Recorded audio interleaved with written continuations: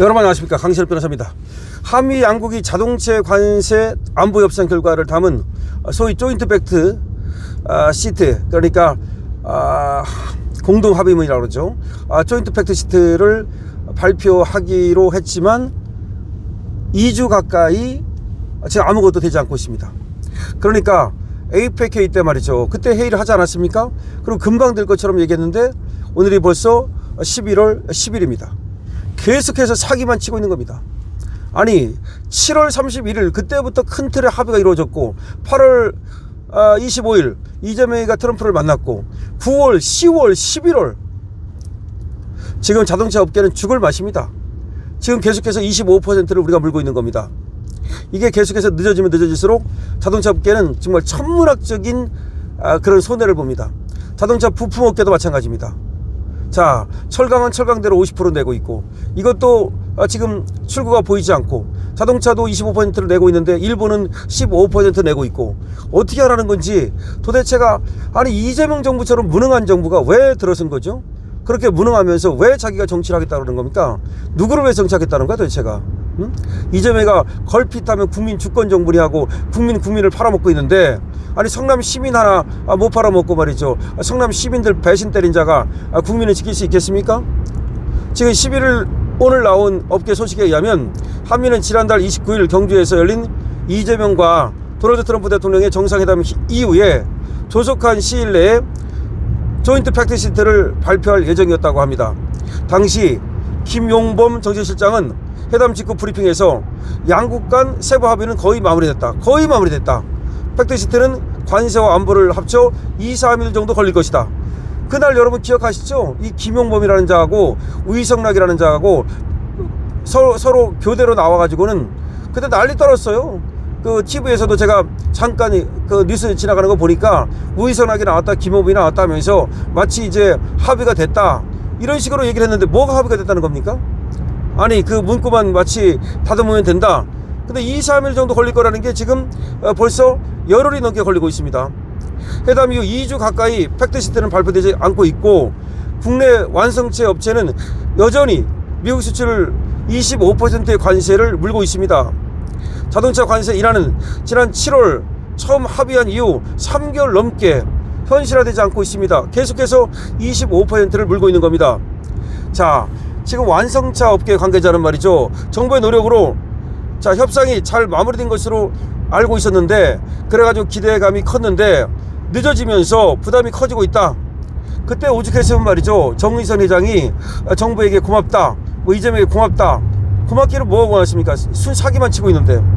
자, 한국은 지난해 미국에 143만 2,713대를 수출했다는 겁니다. 올해 3분기 누적 100만 4,354대를 수출했답니다. 산술적으로 하루 약 4,000대의 지금 자동차를 파는 건데, 거기에 고율 관세가 붙고 있는 겁니다. 그러면 예를 들어서 100만 원 남을 거 말이죠, 지금 10%를 더 모니까 90만 원만 남는 거죠. 다시 말해서 원래 이익이 100만 원 남을 거를 뭐 90만 원만 남는 건데, 글쎄 문제는 아직까지는 그래도 이익이 주는 정도라면 앞으로는 말이죠, 그 정도가 아니라 팔리질 않을 수가 있어요. 자, 문제는 말이죠, 이 관세를 우리가 이제 그 고스란히 안고, 이게 무슨 말이냐면 관세를 붙였다고 그래가지고 우리가 자동차 값을 올리지 않는 거예요. 그래서 손해가 나는 거예요. 관세를 붙이면 우리도 자동차 값을 올리면 되긴 돼, 관세만큼. 근데 올리면 팔립니까? 안 팔리지? 그러니까 그걸 갖다가 고스란히 우리가 그냥 안는 거예요. 그래서 적자가 지금 그 이익의 규모가 줄어드는 거거든요. 근데 지금이야 그래도 자동차 팔아가지고 아직은 좀 남으니까, 그리고 지난번에 팔은 거에서 좀 남은 게 있으니까 그렇게 한다고 하지만, 이게 누적이 계속되면 말이죠, 계속 그렇게 부담을 안고 자동차를 팔 수 있나요? 그럼 자동차 값을 올리는 수밖에 없어요. 어느 시점에 가면은. 그럼 자동차 값을 올리면 팔립니까? 그럼 수출 물량이 줄 수밖에 없어요. 이제 악순환이 시작되는 거죠. 그래서 빨리 이걸 해결해야 되는데, 지금 김승준 기아 자동차 재경 본부장은 이렇게 말합니다. 3분기 실적 컨퍼런스 콜에서 말하기를 11월 1일자로 소급 적용된다 하더라도 이미 재고부는 25% 관세를 납부했다. 4분기 관세 영향은 3분기와 큰 차이가 없고 내년에야 온전히 반영될 것이다. 자, 이렇게 얘기를 합니다. 그러니까 결국 이게 늦어지면서 어차피 이게 빨리 안 되면은 소급 적용이 안 되면 계속 25%를 무는 수밖에 없는 거 아니냐. 지금 그런 얘기를 하고 있습니다. 지금 뭐 예를 들어서 12월에 가가지고 관세 협상이 된다? 그러면 12월 1일자로 소급은 할 수 있는데, 그래야 12월 한 달 정도 4분기 중에서 12월 한 달 정도 유리한 거니까 뭐 3분기나 4분기나 별 이제 기다릴 것이 없다, 이런 말이 되겠습니다. 자, 관세 인하 시점이 11월 1일보다 늦어질 수 있다는 그런 우려가 나오면서 지금 부품업체, 완성차 업체뿐만 아니라 부품업체도 거의 손실이 너무 감당하기 어렵다는 얘기를 이구동성으로 내놓고 있습니다.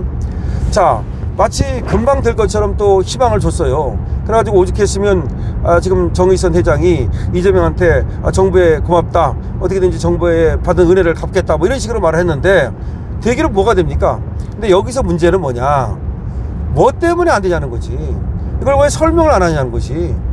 그러니까 마치 금방 될 것처럼 얘기하는 건 또 뭐고, 차라리 지금 트럼프가 이렇게 요구를 하는데 우리는 이렇게 해서 이것이 간극이 커서 지금으로서는 관세 협상이 어렵다고 얘기를 하든지, 금방 된대.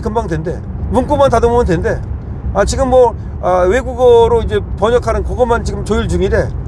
그 다 됐대. 그때도 저 김용범이하고 이성락하고 2, 3일이면 다 된대. 세부적인 거 몇 가지만 남았대. 근데 계속해서 안 됩니다. 그러면 여기서 어떤 사람들은 이런 얘기를 해요. 이재명이 목리 때문에 안 되는 거 아니냐. 그러니까 무슨 말이냐면, 이 밑에 있는 사람들은 예를 들어 장관들 같은 사람들, 이런 사람들은 합리적인 사람들이기 때문에 어느 정도 이제 이게 이 정도에서 해야 됩니다, 말하자면. 이게 이제 나왔는데 이재명이가 이게 뭘 압니까? 경제를 압니까? 뭘 압니까?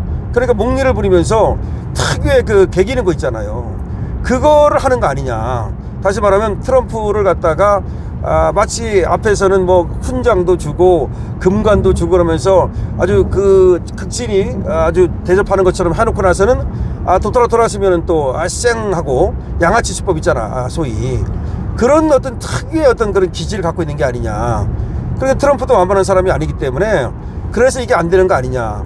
그러니까 이재명이가 맨날 국민 국익 하면서 어느 정도 선에서 이걸 갖다가 타결 짓고 그 다음으로 나가야 되는데, 이재명 스타일은 항상 이걸 가지고 주물럭거리면서 시간을 끌고 애를 먹이고 뭐라 그럴까요, 그러면서 사람을 지치게 만들고 그런 스타일 아니냐. 그러니까 윤석열 대통령도 말이죠, 이재명이 그런 수법에 걸려가지고 사실은 분노를 참지 못하고 계엄을 한 거 아니냐는 얘기가 있거든요. 그러니까 혹시라도 이재명이 이제 그런 생각을 할 수도 있겠죠. 미국 대법원에서 이 관세에 대한 판결이 날 수가 있거든요. 뭐 그런 때까지 한번 시간을 끌어보자, 이런 어떤 꼼수 있잖아. 꼼수 대왕이기 때문에 그런 어떤 그 잔머리를 굴리면서 JQ, 그러니까 큰 머리는 없는데 잔머리. 그래서 성남시장 할 때도 그 잔머리 갖고 한 거 아닙니까? 그런 것 때문에 이게 안 되는 거 아니냐. 그러니까 이 안 되는 이유가, 그리고 설명을 못하는 이유가 바로 지금 밑에 사람들은 어느 정도 다 나온 건데 이재명이 JQ를 부려가지고 못 나오니까 이재명 때문에 뭐 안 된다 이렇게 말할 수도 없고, 그러니까 설명을 안 하는 거 아니냐. 설명을 안 하는 게 어디 있습니까? 일본 같은 경우는요, 지금 21개에다가 투자를 하기로 했고, 원전 분야에다가 1,000억 달러를 투자하기로 했고, 이 5,500억 달러에 대해서 어디에 투자할까지 전부 다 나왔어요. 이미 전부 다 나왔습니다, 로드맵이. 그래가지고 합의문에다가 서명한 것은 물론이고, 이번에 총리가 바뀌면서 그 이행 각서까지 썼어. 저번에 이시바 시게루가 한 대로 그대로 이번에 다카이치도 그대로 인정한다는 그런 어떤 이행 각서까지 썼다니까. 그리고 모든 것이 완벽하게 됐거든요. 그리고 농산물을 개방했어요. 화끈하게 개방해버렸거든. 이시바 시게루가 욕을 얻어먹으면서까지도 농산물을 개방해버린 거야. 그러면서 다른 이익을 거둔 거지. 그러니까 일본도요, 쌀이 굉장히 중요한 나라예요. 우리나라보다 쌀이 훨씬 많이 납니다. 일본의 국토거리보다 훨씬 큽니다. 자, 그런데 일본도 그러니까 쌀 이 농민들의 힘이 엄청 세요. 전국 농민협회가 엄청 센데, 그럼에도 불구하고 이시바 시게루가 나 물러나면서 어차피 나 이거 하고서 물러날 거야 하고서 밀어붙여버린 거야. 그러니까 된 거야. 그러니까. 응? 근데 우리는 말이죠, 이재명 이 좌파들이 말이죠, 소고기하고 쌀은 지킨다 그러면서 뻘소리를 하다 보니까 쌀을 지키기 위해서, 소고기를 지키기 위해서, 소고기를 지키기는 뭐 지켜? 어차피 30개월짜리 그 미만은 엄청나게 수입을 하는데, 우리나라가 미국산 소고기 수입 거의 제일 많이 해요. 다음에 30개월 이상만 안 한다는 것 뿐이야. 그럼 30개월 이상과 이하가 뭐 그렇게 차이가 있는데, 광우병 걸린다고? 그러면 30개월 이상 수입하는 나라는 왜 광우병 안 걸렸어? 도대체가 이것들은 오로지 정치적으로 접근을 하는 거야. 경제적으로 접근을 해야 되고 안보적으로 접근을 해야 되는데, 이재명가 JQ를 부리면서 이걸 갖다가 정치적으로 접근하니까 안 되는 거 아니냐. 그래서 그 통에 현대차만 추간하고 기아차만 추간한다. 그리고 부품업체만 추간한다. 정말 망한다면, 현대차가 망한다면, 기아차가 망한다면 저 이재명 때문이다라는 말이 나오고 있습니다. 자, 관세 협상 아직도 안 되고 있는데요. 계속해서 저 이재명 정권은 사기를 치고 있습니다. 그동안에 지금 현대차는 죽어가고 있습니다. 여러분 어떻게 생각하십니까? 여러분들의 의견을 댓글로 남겨주시기 바랍니다. 강신업 TV입니다.